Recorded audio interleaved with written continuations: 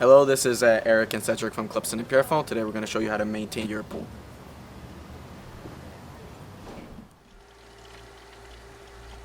In your swimming pool, you will have two independent suction points for the circulation of your water. You have your bottom drain valve and your skimmer valve.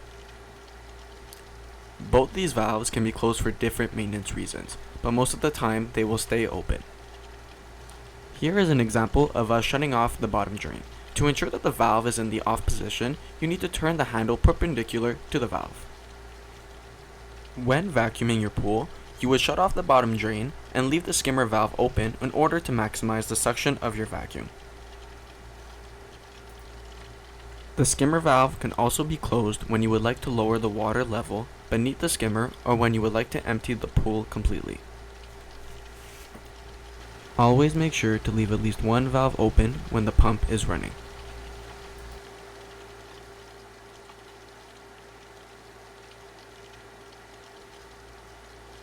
Remember to shut off the pump when cleaning the basket. After that, start by closing both valves and proceed to open the pump cover. Remove and empty debris from the basket. Reinsert the basket, replace pump cover, and reopen both the valves. You can now turn the pump back on. The pump is the first entry point of the filtration system. Once it has gone through the pump, the water is then sent to the filter. The filter has two main components, the first being the filter head. On the head, there is the entry and the return of the water system. There is also the drain exit on the opposite side. The second component is the filter body. The filter is one of the most important part of the filtration system. The filter head has many different positions. Most of the time, it will need to be in the filter position. This is when the water is filtered through your sand. It will filter out all the debris and small particles that make your water cloudy. It is not at this point where your water is disinfected. As mentioned earlier, there are multiple positions on the filter head. When changing the handle to a different position, the first and most important step is to shut the pump off.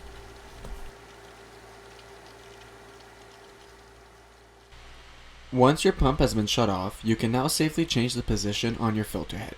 You can do this by pressing down on the lever and turning it and letting it go down into the desired position. The most important part of your weekly pool maintenance schedule is performing your backwash. The backwash has two tasks. The first and most important is to flush the particles and debris out of the sand filter. The second is to relieve the pressure in your water system.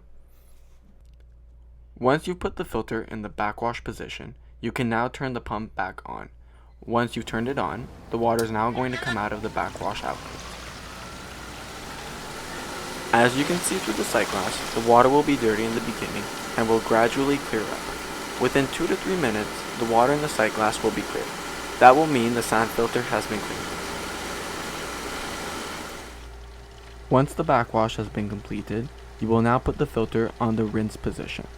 You will always have to do this after performing your backwash, since it allows to flush out any remaining debris in the sand and pipes. This will only last for 30 seconds. Once the rinse has been performed, turn off the pump, place the filter head back on the filter position, and then restart the pump.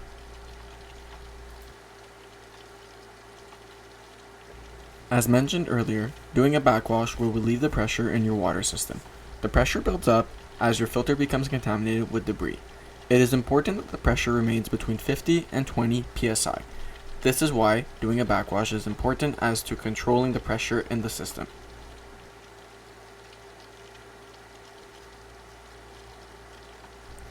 The waste position is used when you wish to drain your pool while bypassing the sand in your filter. It is also used in the beginning of the season when vacuuming your dirty pool so as to not contaminate the sand in your filter. In fact, the water is only going through the head and out directly of the filter.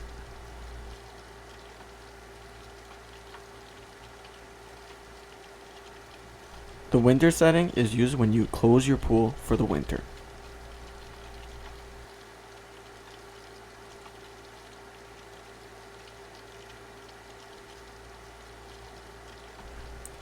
The recirculate position lets the water pass only through the head and back into the pool while bypassing the sand.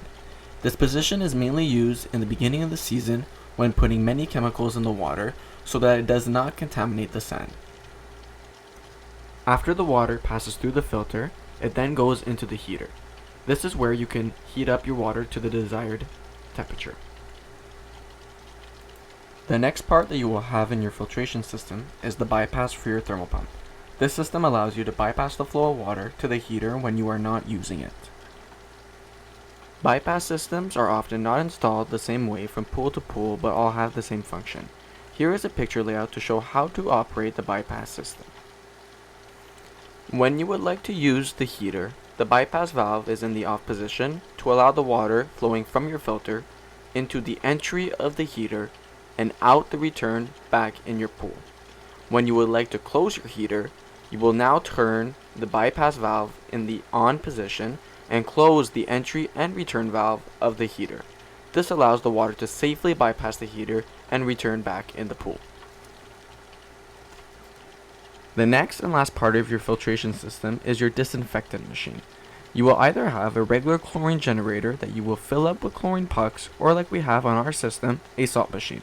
This machine is the best and easiest way to maintain the chlorine output in your pool by converting salt into chlorine. The first step to use this machine is to add the required quantity of salt depending on your pool size. Once you have completed this step, you will have to wait 24 hours before turning on the machine. Once the 24 hours are completed and the salt is properly distributed in the pool, you can now turn on the system by using its control panel. As soon as the system turns on, you will need to choose the chlorine output on the panel as shown here on the video. In the following days, you will need to get your water tested in the store to make sure you have enough chlorine in your water. If you do not have enough chlorine disinfecting your water, it will turn green and algae will form in the bottom and on the walls of the pool. As I just mentioned, to properly balance all your pool chemicals and to ensure your water stays crystal clear throughout the season, you should come get your water tested at our store at least once every 3 weeks during the season.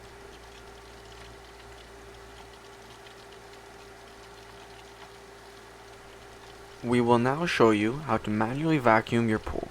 You will need to have your vacuum hose, the vacuum head, and a pole to connect it. The first step of vacuuming your pool is you want to prime your hose by filling it up with water. You can do this by putting it over the return jet and wait for the water to come out of the other side on the head.